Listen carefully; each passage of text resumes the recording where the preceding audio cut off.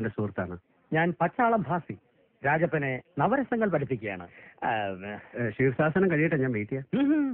ശീർഷാസനം കഴിഞ്ഞാൽ ഉടൻ പത്മാസനമാണ്.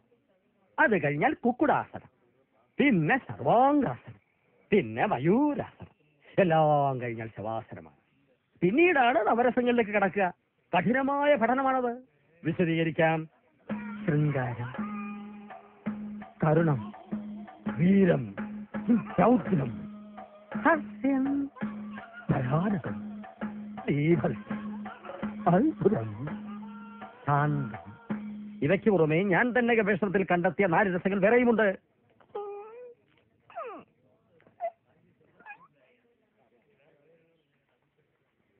പാഠമധികം, സമയം തുച്ഛം, തടസ്സങ്ങൾ അനുവദനീയമല്ല.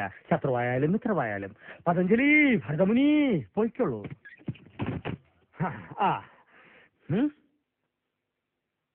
എന്താ ഇത്? ശീർഷാസനത്തിൽ നിന്ന് നേരിട്ട് ശവാസനത്തിലേക്കോ? ബാക്കിയുള്ള ആസനം ഞാൻ പിന്നെ ചെയ്തോളാം. ആരാ വാതിലിൽ മുട്ടിയത്? എന്തോ ഒരു പേര് പറഞ്ഞു. സുഹൃത്താണത്രേ. ഉദയനോ ഭാനുവോ. ആസനത്തിലാണെന്ന് പറഞ്ഞാൽ വാതിലടച്ചു. എനിക്ക് പിന്നെ സമയം കളയണ്ട, രസങ്ങളിലേക്ക് അടക്കാം. രസം ഉണ്ടാകുന്നത് എങ്ങനെയാണ്? രസം ഉണ്ടാവുകയല്ലല്ലോ, ഉണ്ടാക്കുകയല്ല. രസം ഉണ്ടാക്കുന്നത് എങ്ങനെയാണ്? എനിക്ക് കൃത്യമായിട്ട് അറിയില്ല, എന്നാലും ഏകദേശം പറയാം. ആദ്യം നമ്മൾ പരിപ്പ് വേവിക്കണം. 1 തക്കാളി ഇടാം. പിന്നെ കായവും കുരുമുളകും ചേർക്കണം.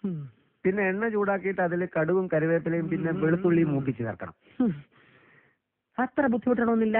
രസമുണ്ടാക്കാനുള്ള പൊടി കടയിൽ കിട്ടും, പാക്കറ്റില്. അത് കിട്ടും. മിസ്റ്റർ, ഞാൻ നവരസങ്ങളെ കുറിച്ചാ പറയുന്നത്. ഇയാളൊരു മരിമാടോ. ശൃംഗാരം ചെയ്യൂ. ഇങ്ങനെയാണോ ഞാൻ കാണിച്ചത്? ഇത് പശു ചാണകം ഇടുമ്പോഴുള്ള ഭാവമാണ്. ഞാൻ കാണിച്ചതുപോലെ ഒന്നുകൂടെ കാണിക്കൂ. എന്തിനാണോ ശൃംഗാരത്തിന് ശരീരം മുഴുവനിട്ട് ഇളക്കുന്നത്? നാട്യശാസ്ത്രത്തിൽ എന്താ പറഞ്ഞിട്ടുള്ളത്? നാട്യശാസ്ത്രത്തിൽ ഭരതമുനി എന്താ പറഞ്ഞിട്ടുള്ളതെന്ന്? ഏത് ഭരതമുനി, എന്ത് നാട്യശാസ്ത്രം? മംഗലശീലേ രസവിസ്തൃതിക്ക് അംഗം മുഴുവൻ തുണയ്ക്കു വേണ്ട.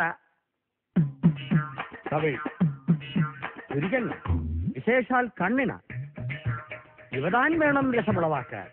അതുകൊണ്ട് ശരീരം അനക്കാതെ മുഖം കൊണ്ട് നവരസങ്ങൾ ഓരോന്നായി കാണിക്കൂ. ഇനി അടുത്ത് വരും.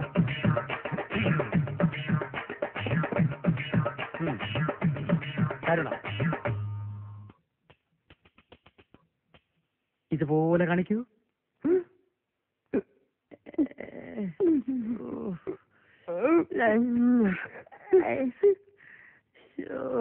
ഗുരുവിനെ പോലെ അത്ര എളുപ്പത്തിൽ എനിക്കിത് ചെയ്യാൻ പറ്റില്ലല്ലോ. എല്ലാ രസങ്ങളും ഉൾക്കൊള്ളാൻ ദയവായി എനിക്ക് അല്പം സമയം തരൂ.